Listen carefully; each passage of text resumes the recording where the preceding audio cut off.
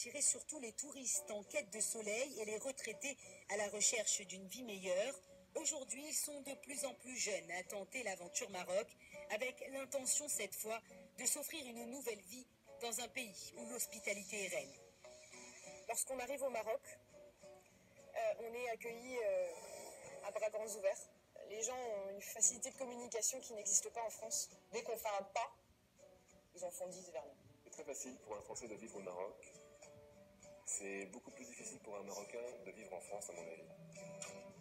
En plus de la proximité géographique et linguistique, la stabilité politique et l'essor économique du pays font du Maroc une des destinations préférées des Français. Le Maroc est aujourd'hui devenu une terre d'adoption, loin d'une France morose, faisant face à une crise économique certaine. Le profil est banal en France, c'est-à-dire que des Bac+5 et des écoles de commerce, comme moi, il y en a plein sur le marché. Je ne viens pas comme ça du jour au lendemain, avec l'envie de voler le travail de quelqu'un d'autre.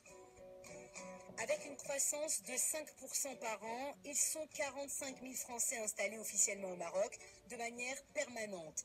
Avec le flux de touristes, il serait près de 100 000 sur le territoire marocain.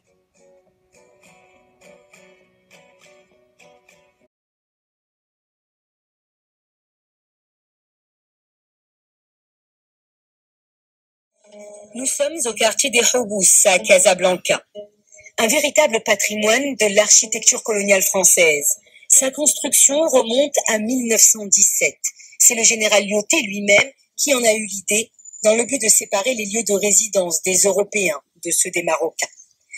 Près d'un siècle plus tard, Marocains et étrangers y sont réunis. Le quartier des Houbous attire les touristes en tout genre. Au détour d'une ruelle, nous faisons la connaissance de Laure. Non, Laure n'est pas une touriste. Elle a fait du Maroc son pays d'adoption. Pourquoi le Maroc? Je voulais vraiment un changement de vie total. Voilà, parce que pour moi, le Maroc, c'était un peu l'antipode de la France. C'était le premier pays africain que je visitais dans ma vie, j'avais 17 ans. Et en fait, j'ai eu une certaine accroche pendant ce voyage. J'ai visité la ville de Fès, notamment, où j'ai découvert les tanneries et ses odeurs. Et en fin de compte, ça m'a fait un déclic. Je me suis rendu compte, moi qui aimais toujours le domaine de l'artistique, etc., je voulais quelque chose de concret, en fait, qui différencie de ce que je faisais scolairement parlant auparavant.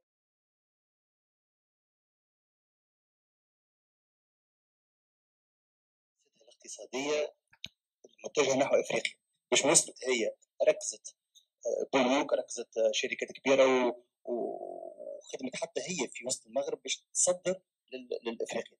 أنت قلت المستثمرين التوانسة خلي يمشيوا غادي. أيست أنت من إنه يكونوا فاعلين في تونس ويصرفوا ويستثمروا في تونس خلي يمشيوا يستثمروا في أفريقيا. اسكو ترى أنت لو كانوا المستثمرين هذوما التوانسة يمشيوا يستثمروا في أفريقيا ولي زيكزامبل موجودين فما 4 أو 5 جران جروب توانسة معروفين موجودين باش يرجع بالنفع على تونس في الإطار هذا ولا لا؟ شكرا على السؤال. راهو مشيونهم الاستثمار غادي مش معناها عدم الاستثمار في تونس، لا. هذا على شكون عاد بالنفع على المغرب، جات خفزت علينا. أربعة الاستثمار في المغرب ما يحتاجش ال10 معناتها بروات باش تمشي لهم اعمل الورقة هذه يوصل للثامنة المستثمر ولا غالب ساعات مضطر باش يعمل حاجة باش يعديوه. في المغرب بالمطار يعرضوا له يصحوا معاه معناتها الكونترا يرجع لروحه تسريعا نسق هذا ومرجعة الإدارة اللي تراهنت في تونس وهي بوابة الإصلاحات الأخرى الكل إذا كان ما قدتش وترقمت ولا وضع جديد والله ما عندنا ونمشي. وآخر شيء إمامنا بتاعه واحنا التوانسة باش يمشيوا يستثمروا مثلا في أفريقيا يلزم يتعدى بالمطار بتاع المغرب.